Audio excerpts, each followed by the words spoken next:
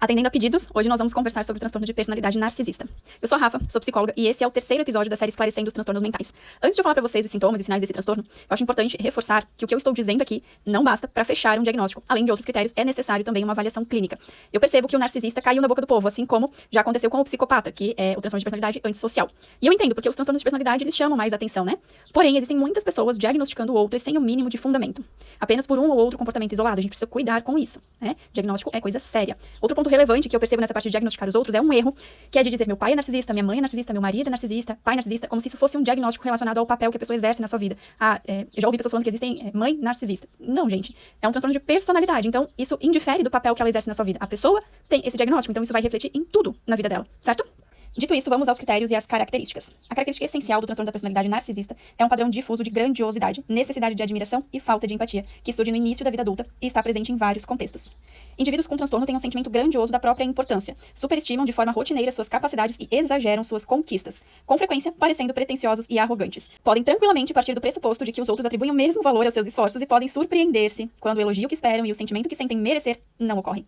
Comumente implícita nos juízos inflados das próprias conquistas está uma subestimação, uma desvalorização das contribuições dos outros. Ou seja, ele subestima o dele e diminui o dos outros, quando ele fala das próprias conquistas, certo? Os indivíduos com transtorno da personalidade narcisista estão frequentemente preocupados com fantasias de sucesso ilimitado, poder, brilho, beleza ou um amor ideal. Eles podem ruminar acerca de admiração e privilégios e se comparar favoravelmente a pessoas famosas ou privilegiadas. As pessoas com esse transtorno creem ser superiores, especiais ou únicas e esperam que os outros as reconheçam como tal. Podem sentir que são somente compreendidas por outras pessoas especiais ou de condição elevada, e apenas com elas devem se associar, podendo atribuir qualidades como únicas, perfeitas e dotadas àquelas com quem se associam. Indivíduos com esse transtorno acreditam que suas necessidades são especiais e estão além do conhecimento das pessoas comuns. Sua própria autoestima é realçada pelo valor idealizado que conferem àqueles com quem se associam. Tendem a insistir em ser atendidos apenas por pessoas tops, médicos, advogados, não importa a função, precisa ser o melhor. Ou em ser afiliados às melhores instituições, embora possam desvalorizar as credenciais daqueles que os desapontam. Indivíduos com esse transtorno geralmente exigem admiração excessiva. Sua autoestima é quase invariavelmente muito frágil. Esse é um ponto que eu acho que muitas pessoas não imaginam. A autoestima é muito frágil. Eles são muito frágeis. Uma crítica afeta muito a eles, né? O olhar do outro sobre eles, apesar de não parecer, os afetam, tá? Podem estar preocupados com o quão bem estão se saindo e o quão favoravelmente os outros os consideram, aquilo que eu acabei de explicar. Isso costuma assumir a forma de uma necessidade constante de atenção e admiração. Podem esperar que sua chegada seja saudada com grandes comemorações e ficam atônitos quando os outros não cobiçam seus pertences. Podem constantemente buscar elogios, em geral com muita sedução. Fica evidente nesses indivíduos uma sensação de possuir direitos por meio das expectativas irracionais de tratamento especialmente favorável que apresentam. Esperam ser servidos, ficam atônitos ou furiosos quando isso não acontece. Por exemplo, podem supor que não precisam aguardar em filas e que suas prioridades são tão importantes que os outros farão uma deferência a eles, irritando-se depois quando estes não os auxiliam em seu trabalho tão importante. Essa sensação de possuir direitos, combinada com a falta de sensibilidade aos desejos e necessidades dos outros, pode resultar na exploração consciente ou involuntária de outras pessoas. Esperam receber qualquer coisa que desejarem ou sintam necessitar, independentemente do que isso possa significar para os outros. Por exemplo, esses indivíduos podem esperar uma grande dedicação dos outros e podem explorar abusivamente, sem dar importância ao impacto que esse fato pode ter em suas vidas. Tendem a formar relações de amizade ou romance somente se a outra pessoa parece possibilitar o avanço de seus propósitos ou então incrementar sua autoestima. Costumam usurpar privilégios especiais e recursos extraordinários que creem merecer por serem assim tão especiais. Indivíduos com transtorno geralmente apresentam falta de empatia e dificuldade de reconhecer os desejos, as experiências subjetivas e os sentimentos das outras pessoas. Aqui é, só pra ficar bem claro, aquilo de o porquê que ele não consegue olhar pro outro, perceber o outro, entender o outro, ter compaixão, empatia, é um dos critérios, tá? É um sintoma presente nesse transtorno. Podem pressupor que os outros estão totalmente preocupados com o seu bem-estar, aquilo de que o mundo gira em torno do seu umbigo. Tendem a discutir suas próprias preocupações de forma detalhada e prolongada, ao mesmo tempo que falham em reconhecer que os demais também têm sentimentos e necessidades. Com frequência, são desdenhosos e impacientes com outros que falam sobre seus próprios problemas e preocupações. Sabe aquela pessoa que não quer te ouvir? É isso, ela não tem tempo pra ouvir você, ela quer ser escutada. Podem não enxergar o quanto ferem os demais com seus comentários. Quando reconhecidos, as necessidades, os desejos ou os sentimentos da outra pessoa, provavelmente encarados de forma depreciativa como sinais de fraqueza ou vulnerabilidade. Aqueles que se relacionam com indivíduos com transtorno de personalidade narcisistas costumam encontrar frieza emocional e falta de interesse recíproco. Esses indivíduos tendem a invejar os outros ou a acreditar que os outros os invejam. Podem ver com má vontade o sucesso ou os pertences das outras pessoas, sentindo que eles é que são os reais merecedores de tais conquistas, admiração ou privilégios. A tal da inveja, né, gente? Podem desvalorizar grosseiramente as contribuições dos outros, sobretudo quando essas pessoas receberam reconhecimento ou elogio pelo que realizaram. Comportamentos arrogantes e insolentes caracterizam esses indivíduos com frequência, exibem esnobismo. uma pessoa esnobe. Desdém ou atitudes condescendentes. Por exemplo, o indivíduo com esse transtorno pode se queixar da grosseria ou da estupidez de um garçom desajeitado ou concluir uma avaliação médica com uma apreciação condescendente do médico.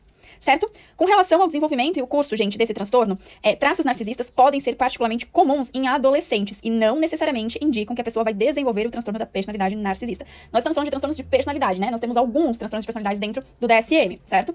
Personalidade é construída ao longo dos anos. Portanto, esses transtornos só podem ser fechados na fase adulta, porque na adolescência você ainda está construindo a sua personalidade. Você pode encontrar traços, sinais de algum transtorno de personalidade na adolescência, mas isso não é o suficiente para fechar o critério, fechar o diagnóstico, porque a idade é um dos critérios, certo?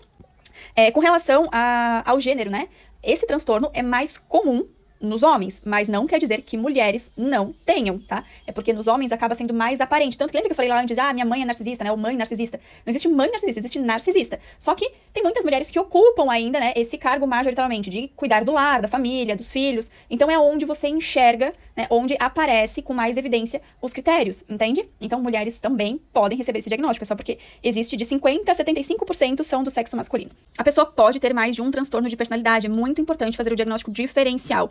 Eu recomendo vocês ouvirem o primeiro episódio dessa série para entender mais sobre isso, tá? Lá eu expliquei os principais pontos sobre transtornos mentais, no geral. Isso vai te ajudar a entender ainda mais todos os outros episódios. Então, o que eu estou falando aqui talvez fique ainda mais claro para você, se você ouvir o primeiro episódio. Lembrando que tudo que eu trago aqui é com base no DSM-5, que é um manual para os diagnósticos, né? Um manual para os transtornos mentais, tá? E com base, né, na minha experiência como profissional. Com relação ao tratamento, pra gente fechar, então, é muito difícil uma pessoa com esse diagnóstico buscar ajuda profissional, porque eles não se veem como os outros os descrevem, certo? Muito pelo contrário, na maioria das vezes esse sentimento de grandiosidade faz com que eles se sintam muito bem e não enxerguem a necessidade de fazer psicoterapia. Acho que ficou bem claro aqui pra vocês o quanto o ego dessas pessoas é gigante, né? Então, eles se sentem muito especiais, eles se sentem perfeitos, sem defeitos, né? Que eles são os melhores, eles são melhores que os outros. Então, eles não enxergam onde tá o problema. Por quê? Porque quem vê isso é quem convive, não eles que são, certo? Algumas pessoas com esse transtorno, eles podem ter como comorbidade o transtorno de depressão. Por quê, gente? Porque eles acabam vivendo muito fora da realidade, né?